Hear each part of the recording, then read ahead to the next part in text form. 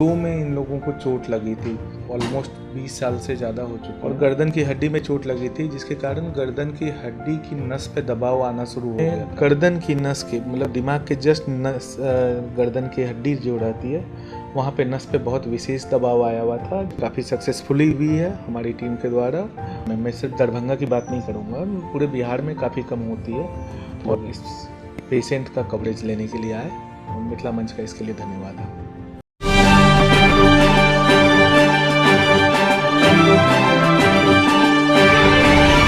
नमस्कार, बिहार मिथिला न्यूज के health capsule में आपका स्वागत है। मैं हूं तलत परवीन। आज के इस आधुनिक युग में नस एवं हड्डी से जुड़ी समस्याओं का काफी सूक्ष्म विधि से ऑपरेशन के जरिए ठीक किया जा सकता है। आइए हम आपको मिलाते हैं एक युवक से, जिससे पहले चलने में दिक्कत थी, फिर बैठने में, और धीरे धीरे समस्या इतनी गंभीर हो गई कि वह बेड से उठ और चल फिर नहीं पाता था। कई हॉस्पिटल एवं डॉक्टरों के चक्कर लगाने के बाद 4-5 वर्षों में उसकी समस्या बढ़ती चली गई और वह जीवन से निराश हो गया। ऐसे में Saraf ortho and spine centre में डॉक्टर अभिषेक शराफ से मुलाकात कर अपनी समस्या रखी। तो डॉक्टर अभिषेक शराफ ने मरीज के पूरे मेडिकल रिपोर्ट की जांच कर अध्ययन किया। यहाँ तक कि मरीज को पहले इंजेक्शन भी देकर देखा गया, लेकिन कुछ दिन के बाद समस्या बढ़ती चली गई। डॉक्टर अभिषेक शराफ ने जांच के बाद पाया कि मरीज को सेक्रोएलाइटिस बीमारी है, जिससे मात्र छोटा सा ऑपरेशन कर 10 दिनों के अंदर मरीज चलना फिरना और रिलैक्स महसूस किया। अब उसे दर्द ना के मात्र भी नहीं थी।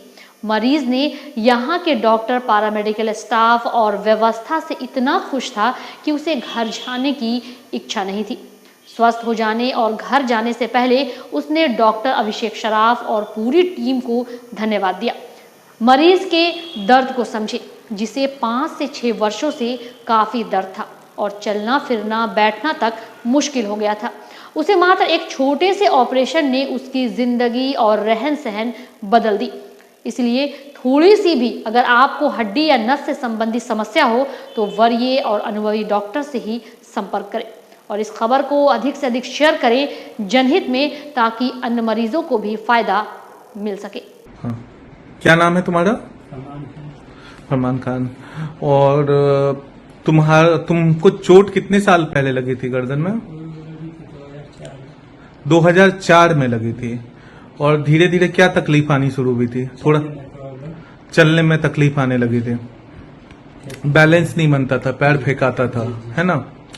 और ऑपरेशन को तो अभी थोड़ा ही दिन हुआ, आज तुम्हारा स्टिच कटा है। आज कैसे हो तुम? पहले से बेहतर हो। क्या बेहतर हो तुम? बैलेंस थोड़ा सा बेहतर हुआ है तुम्हारा? बैलेंस है।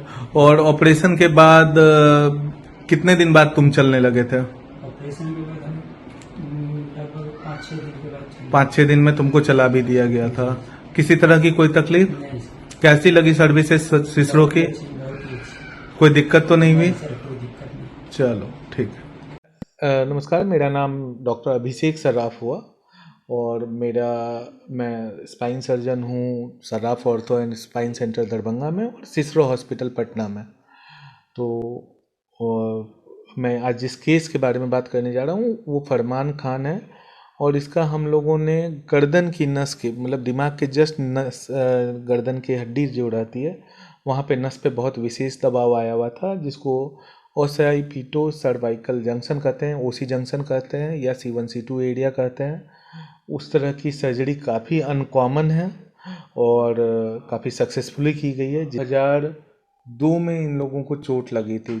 ऑलमोस्ट 20 साल से ज़्यादा हो चुके हैं और गर्दन की हड्डी में चोट लगी थी, जिसके कारण गर्दन की हड्डी की नस पे दबाव आना शुरू हो गया था, दिक्कत आ रही थि और जिसके कारण वो अपने काम और दिनचर्या को नहीं कर पा रहा था। जैसा कि आप यहाँ पे देख सकते हैं, क्या आप कैमरा इधर फोकस करेंगे कि ये दिमाग है ना, और ये नस है, रीढ़ की हड्डियाँ हैं। तो यहाँ पे नस फ्री है और ये दिमाग के जस्ट नीचे की नस इसकी दबी हुई थी, जिसको आप देख सकते हैं, ये नस दबी हुई थी। तो ये बहुत ही क्रिटिकल पार्ट ऑफ हमारे शरीर का रहता है, क्योंकि इस पूरे शरीर के हाथ पाँव में ताकत, पेशाब पैखाने में ताकत सारी इसी नस के वजह से जाती है। और ये एरिया को हम लोग C1 C2 एरिया कहते हैं या OC एरिया कहते हैं, ओसाइपिटो सर्वाइको जंक्शन कहते हैं। तो अब हम लोगों के पास चैलेंज ये था कि ये काफ़ी पुरानी इंजुरी थी, हड्डी गलत जगह पे जुड़ रखी थी। जिस जगह पे गलत जुड़ रखी थी उस जगह पे काफ़ी नसें जाती है, जैसे कि वर्टिब्रल आर्टरी सब, जो कि बहुत ख़तरनाक होती हैं। और इसमें गर्दन में सबसे ऊपरे दिमाग के जस्ट नीचे एक चीरा डाल करके हम लोगों को नस को ढीला करना रहता है। और मैं फिर से आपका आकर्षण उधर लेना चाहूँगा टीवी की तरफ। ये उसी पेशेंट का है और हम लोगों ने स्पेशल टेक्निक से कंप्यूटर में देख करके एग्जैक्टली क्या स्क्रू का साइज होता है वो मेजर किया, क्या मोटाई रहनी चाहिए स्क्रू वो मेजर किया। और ये वहीं पेशेंट का जब हम लोगों ने ऑपरेशन के लिए तैयार कराया तो ये वो एरिया जहाँ से हम लोग स्क्रू डालते हैं।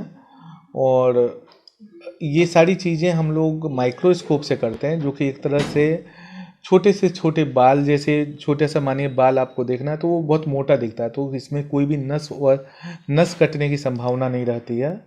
और उस एरिया में हम लोगों ने स्क्रूज डाल करके इस नस को पूरा ढीला किया।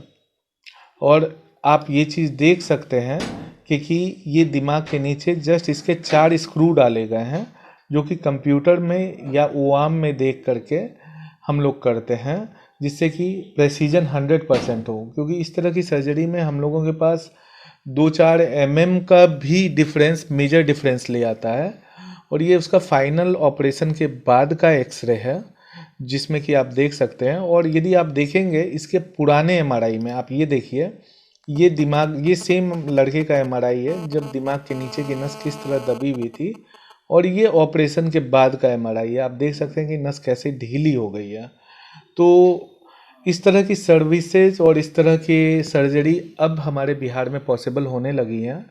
ये सब अपने आप में बहुत ही चैलेंजिंग केस होता है, और इसलिए हमने मरीज़ का एक वॉकिंग वीडियो बनाया। मैंने बोला कि आप मरीज़ के मुंह से खुद पूछिए कि कैसा उसको लग रहा है, पहले कैसा था, अभी कैसा है, पहले कैसी चोट लगी थी, कितने साल पहले चोट लगी थी, क्या वो चल फिर पा रहा है कि नहीं ऑपरेशन के बाद। तो ये एक मेजर सर्जरी है, काफ़ी सक्सेसफुली हुई है हमारी टीम के द्वारा। कि ना के बराबर होती है हमारे पूरे बिहार में, मैं सिर्फ दरभंगा की बात नहीं करूँगा, पूरे बिहार में काफ़ी कम होती है। और आज के डेट में हम लोग काफ़ी सक्सेसफुली इस तरह के केसेस कर रहे हैं। और मैं धन्यवाद देता हूं कि आप लोग इस पेशेंट का कवरेज लेने के लिए आए, और मिथिला मंच का इसके लिए धन्यवाद है। संदेश ये है कि पहला संदेश ये है कि सही टाइम पे ये इलाज करा लिया रहता तो और भी अच्छा रिजल्ट आता। पर ये भी सच्चाई है कि आज से 10-12 साल पहले तक इस तरह की सर्जरीज होती नहीं थी, और ज़्यादातर इस तरह के मरीज़ मिसडायग्नोस्ड हो जाते हैं। लोगों को लगता है कि नहीं बाबा यही इसका इलाज है, और लोगों को काम जब तक चलता है, जब तक वो लोग को लकवा नहीं आ जाता तब तक उन लोग को लगता है कि नहीं मेरा इलाज ठीक है, मेरा काम चल रहा है। तो इस तरह के इलाज को सही टाइम पे कराने से और भी अच्छा रिजल्ट आता है, पहला चीज़। दूसरा चीज़ है कि कभी भी यदि हाथ पाँव में झुनझुनी या कमजोरी आ रही है या कनकनी आ रही है, जिसके चलते आप ज़्यादा दूर तक नहीं चल पा रहे हैं, पाँव में हल्का बहुत सूनापन आ रहा है, तो बिना विलंब किए इसके सुपर स्पेशलिस्ट लोगों से आपको जल्दी मिलना चाहिए, क्योंकि सही टाइम पे इस तरह के इलाजों पे काफ़ी अच्छा रिजल्ट आता है।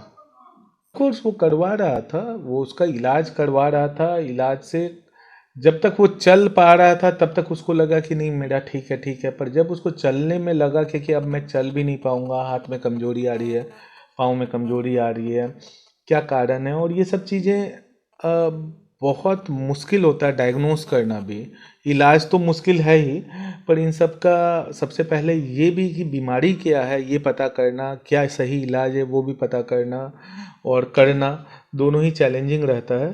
तो इलाज थोड़ा बहुत तो वो करा ही रहा था, जब तक काम चल रहा था चला, लेकिन वो मरीज़ थोड़ा लकी था कि उसका 18-20 साल तक काम चला। हालांकि इस तरह के मरीज़ कई ऐसे भी होते हैं जिनको चोट लगने के तुरंत बाद लकवा आ जाता है, लेकिन ये मरीज़ कुछ मामले में ऊपर वाले की कृपा रही होगी कि इसका काम चल रहा था, धीरे धीरे नस पे दबाव बढ़ रहा था, पर जब वो असमर्थ हो गया चलने फिरने में तब वो मेरे पास फाइनली इलाज के लिए आया। मैं धन्यवाद देता हूँ। मैं चाहता हूँ कि ये सब बातें आम जनता तक भी पहुँचे, ताकि इस तरह की सर्जरी भी काफ़ी सेफली की जा सकती है। और पहले इस तरह की सर्जरी, क्या आज भी इस तरह की सर्जरी